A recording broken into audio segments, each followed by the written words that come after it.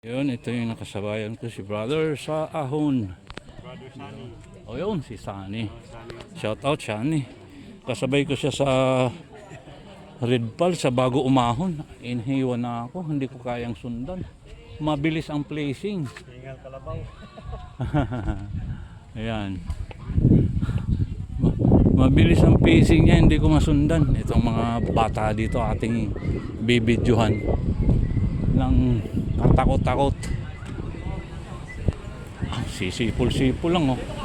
Parang hindi hinihingal ah. Yun si Father and Son oh. Godfather ng isya to. Mas totoo. Malupit talaga. Godfather ng isya to. Akala ko hamog, hindi pa pala masyado.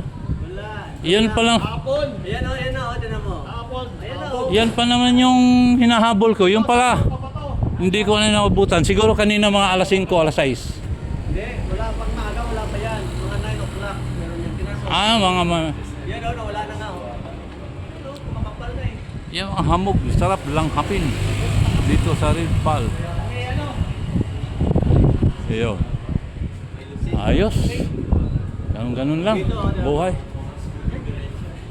Ayun, doon sa Barangay Mabato. Medyo mahamog talaga doon.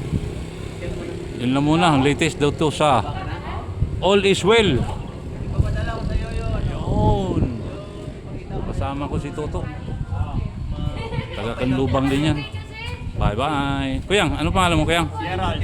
Yun. Hi, Kuya Popoy! Bye-bye. Kuya Popoy! Yo. Nakita rin kita! Habol pa, oh. Diretso pas Tagaytayan. Kuya Popoy. Ingat. Araw-araw halos yan maahon dito.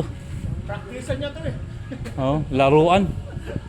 Yun, oh. Walang yan laruan ng Red Pal. Yun. Susunod na lang ako sa'yo pagka... Idol ng Red Pal. Susunod lang ako sa'yo kung kaya ko yung fish mo.